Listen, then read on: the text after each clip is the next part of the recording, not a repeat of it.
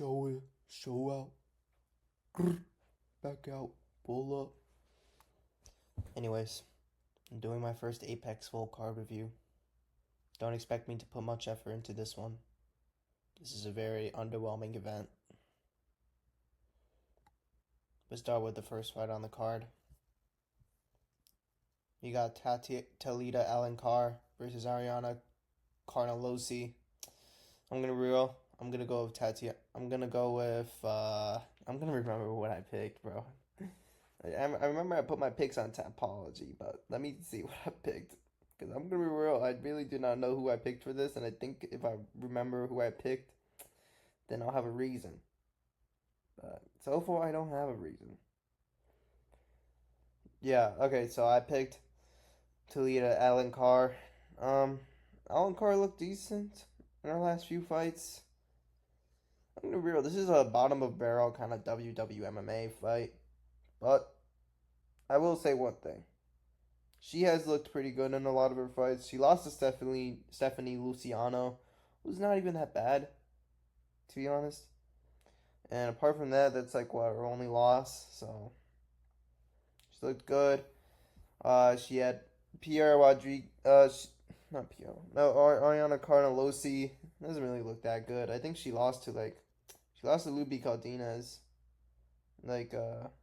She hasn't really fought in so long. She hasn't fought in a year and a half. She kind of looks like a. I don't know what that build is, to be honest with you. I'm gonna go with Alencar, but to be honest with you, actually, Carnelossi looks like she's a pretty physical person. But just based on the fact that I'm gonna be real, I think Alencar's looked a lot better in her fights, and I don't think that Ariana Carnelossi that good. So I'm gonna go with Alencar. I'm gonna go with Alencar by decision, but if there's a finish, I'd be surprised. But I wouldn't be shocked. Next for this fight, we got Phil Rowe versus Seokon Ko. I'm gonna go with Seokon Ko, man. He's looked really good.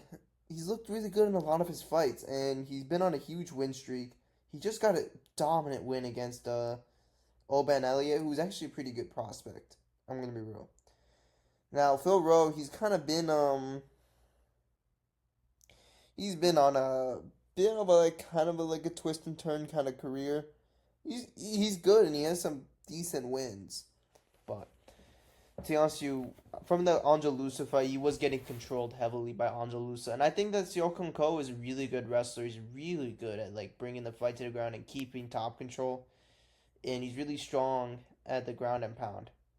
But Phil Rowe he's a crafty guy. But I'm gonna be real. I think the fact is that Seokon Ko's Sambo experience just takes over in this fight. Sambo is a really good base for MMA, and it's been proven time and time and time again. I'm gonna go with Seokon Ko, and to be honest with you, I'm like trying to see that this should be. I'm gonna go with Seokon Ko by decision. I think he's just gonna control Phil Rowe for all 3 rounds. It's gonna be some moments where Seokon Ko is beating up on Phil Rowe. Phil Rowe might have some time trying to get back up, but I think Seokon Ko will get a very dominant 30-27 decision. Next, we got Alice Ardeline versus Montserrat Conejo Ruiz. I'm gonna go with Alice Ardeline, and the only reason why I'm gonna go with Alice Ardeline is because she doesn't have any bad losses, and she's on less of a losing streak. To be honest with you, Montserrat is she just seems to be kind of bad. Not like that way, but yeah, she just seems not that good. I think she's pretty chinny. So I'm gonna go by Alice Ardeline, and I'm gonna go with Alice Ardeline by. You know what? I was gonna go with decision. To be honest with you, and it could be decision though. So I'm going with Alice Ardeline by decision. Yeah, seems like another WMMA fight that's not that good. There's a lot of WMMA fights on this card. I just realized it's like 3 of them. Next, we got a fight that I'm actually interested in. Not for those reasons, but Ketlin Vieira versus Numar Dumont. This is like a bantamweight title eliminator at this point. Penny and Pennington just lost their titles. They haven't fought since. This is like the title eliminator. They're both coming off wins. Dumont is coming off a dominant win against Irene Aldana. Very, very, very brutal beatdown. And Ketlin Vieira is coming off a decision win against Macy Chiasson. And she also lost to Kayla Harrison, but it was a pretty back and forth fight. Ketlin Vieira is she's more of like a physical. She's very physical. She has pretty good wrestling and a pretty good takedown defense, and it was very shown. It was very much shown in the Kayla Harrison fight. I think Kayla Harrison's really good, and the fact is, Ketlin Vieira was still able to go to decision with her and even landed some damaging elbows on her. But I think Norma Dumont's the faster striker. I think she has the better footwork. Her boxing has looked really good. And to be honest with you, I think Norma Dumont's not really going to be threatened by the grappling as much. This is going to be a scrappy fight. That is for sure. It's going to be back and forth. But I got Norma Dumont by 29-28 decision. I see Ketlin Vieira winning the first round. Or I see Ketlin Vieira winning the second round. And I see Norma Dumont kind of bringing it back and getting the third round and the first round. So Norma Dumont by 29-28 decision. And who doesn't love Norma Dumont, man? People forget, man. She's a marauder. Next, we got Cedricus Dumas, or that's how they say it now. Cedric Dumas versus Dante Johnson. Ah, man, Dante Johnson's kind of like he's good. He had a very impressive KO, and he fought at heavyweight. This is like literally middleweight. He fought at heavyweight, and he had a KO. You know, going up 2 weight classes like that, and getting a KO like that is pretty impressive. And Cedric Dumas has looked pretty. He's looked pretty trash. I'm gonna be real. He got KO'd in the first round. I'm gonna be real. I think this is going to be a Johnson KO in the first round. He's very aggressive with his strikes. He's got pretty good boxing, and I think that Cedric Dumas, well, it's just a bit chinny. He's just a bit chinny. So I'm gonna go with Dante Johnson by first round KO. But don't be surprised if some bullshit happens. Maybe like a cupcake and he can't continue with another no contest. Who knows? Let's go on to the next match. Next, we got Chang Ho Lee. Get the fuck out of here.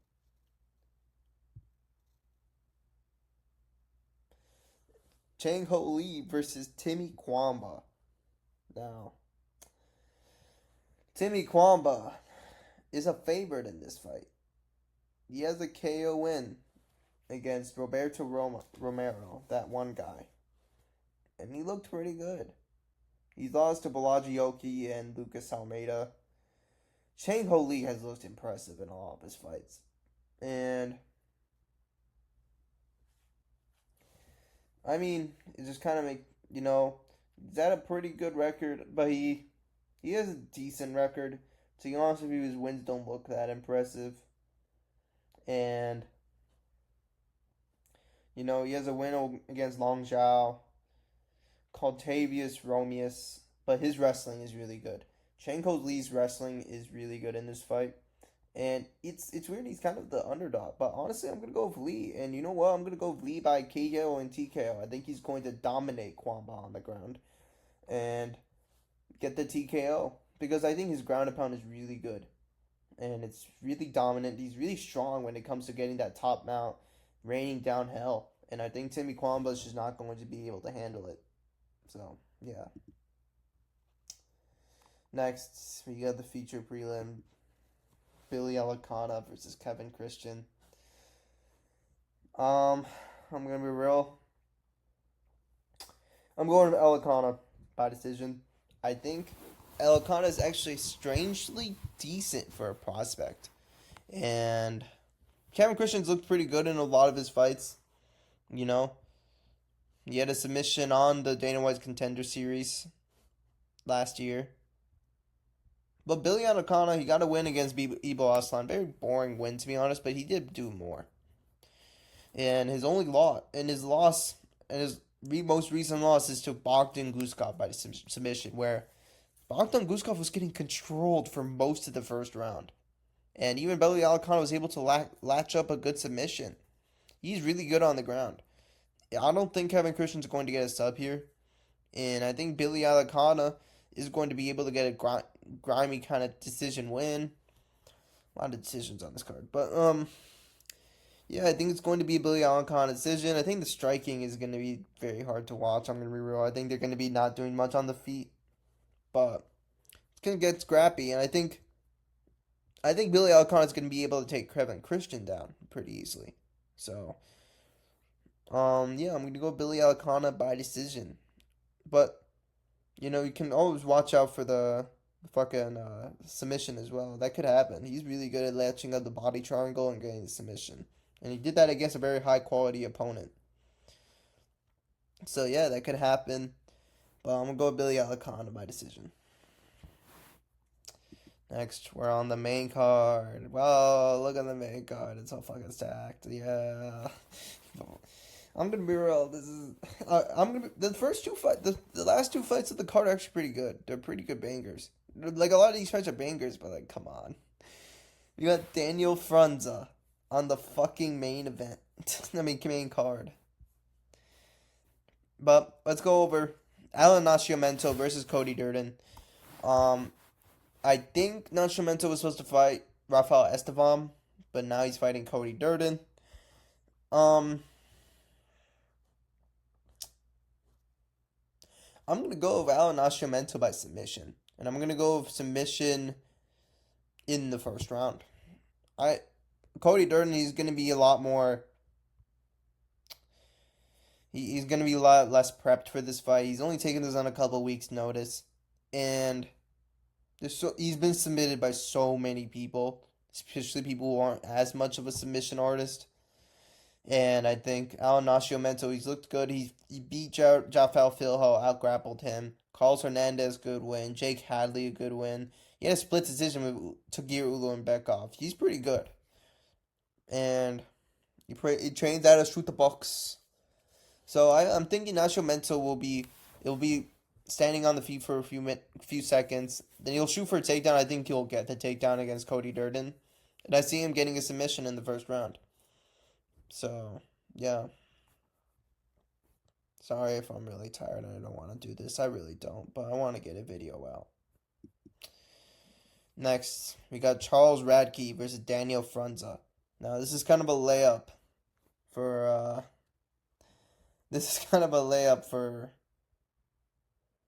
Charles Radke. Daniel Frunza, I think he was the guy who got like pretty much fucked up bad by Reese McKee. And before that, he was a pretty good prospect. But Charles Radke has really good striking. He's good power too. He can really he puts a lot of pressure in the fights. And for the reason, I'm gonna go with Radke. I'm gonna go with Radke by first round KO. I think we're gonna see a pretty quick finish. I see Radke catching him with a right hook. You know, in the pocket and dropping him. Took a lot of damage in his last fight. And he's coming back only a few months later. So, yeah. Next, we got. What do we got next? We got Isaac Dolgarian versus Yadier Dalval. Now, Yadier Dalval, is he undefeated? Yeah, I think he is. Yeah, he's undefeated.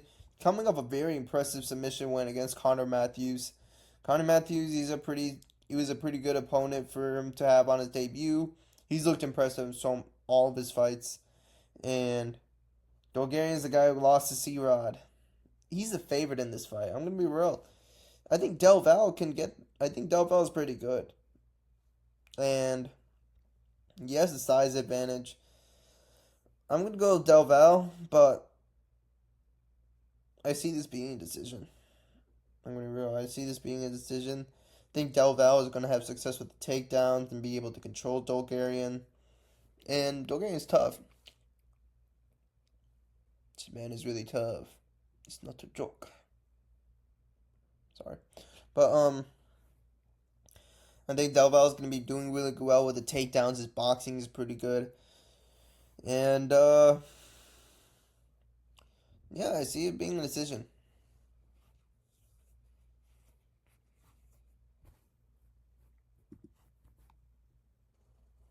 Next, we got for the feature bout Jeremiah Wells versus Themba Gorimbo.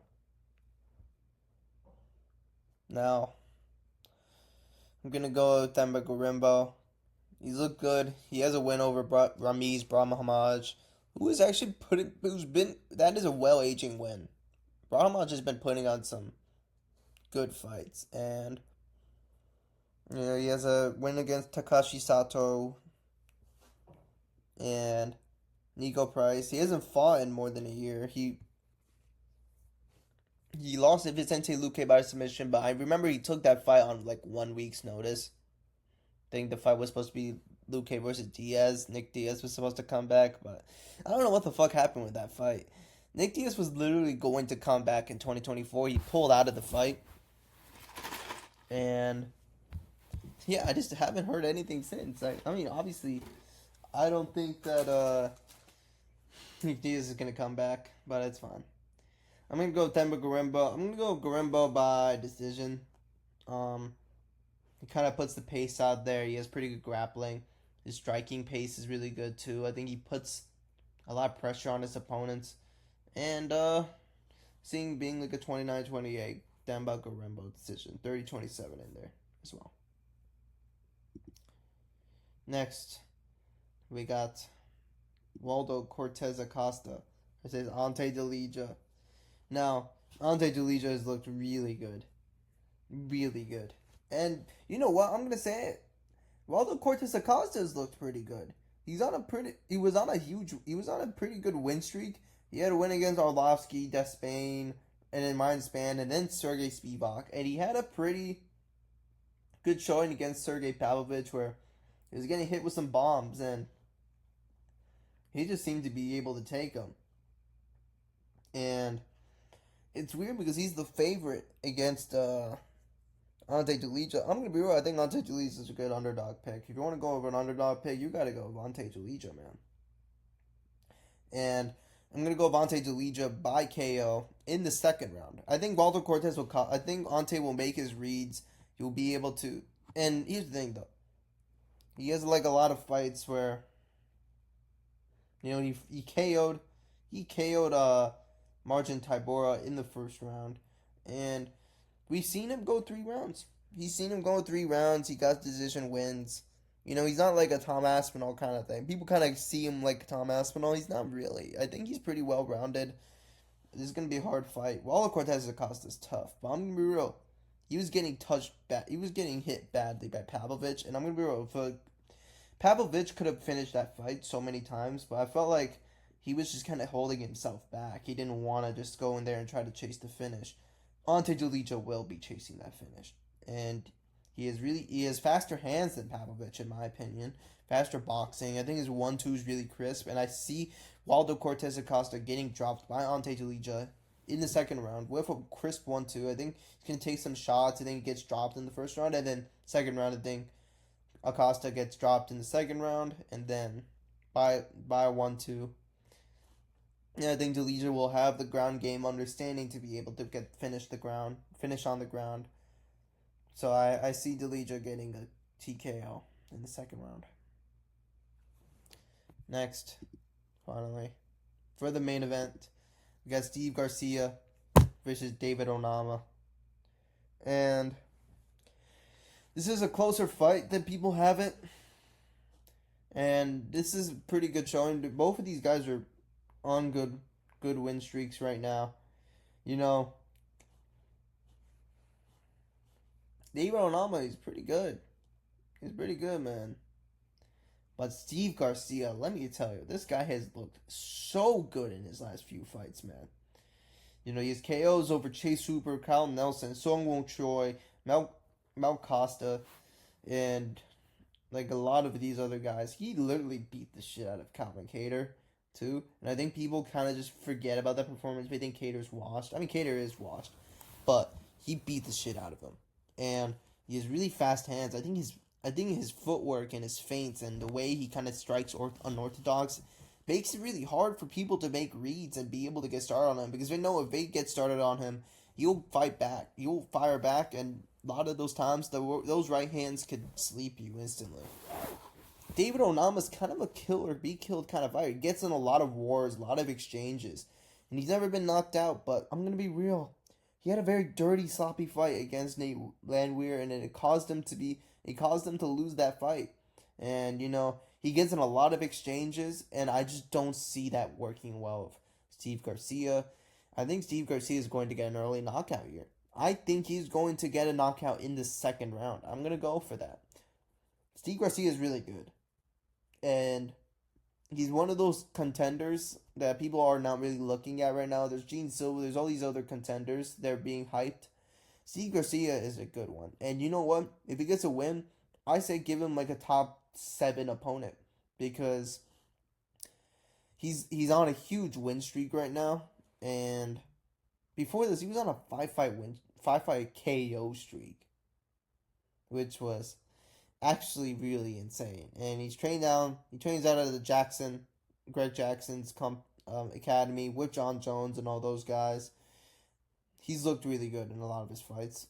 David Onama is kind of an easy matchup. I'm just gonna be real. He gets into a lot of these pocket exchanges. He kind of makes these fights wars. And when you're going into war against a guy like Steve Garcia, who can counter effectively, who has power in his hands, yes, he's never been knocked out before. I'm going to be real, he's going to get knocked out in this fight if he does that.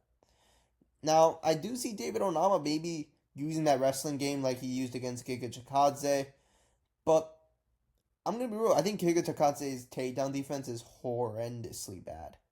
And I think Steve Garcia has a good understanding of the ground game. He's not just one striker. He is pretty well rounded, and he can get some good takedown defense as well. I don't think David Onama is going to be able to technically take him down and control him as easily as he did Giga.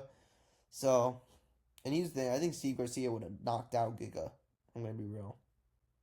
So, yeah, I think Steve Garcia is just too powerful for him. I think exchanging in the pocket like David Onama does in a lot of fights. This is going to be a war, but I don't think this is going to be a war that lasts pretty long.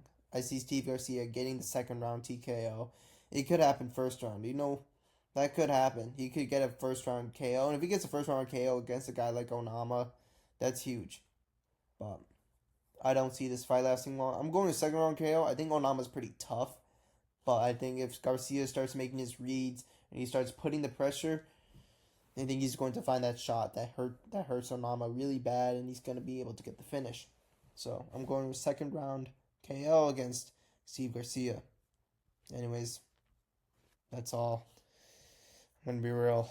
I was so tired. I wanted to get this over with. But anyways, that's all. See ya.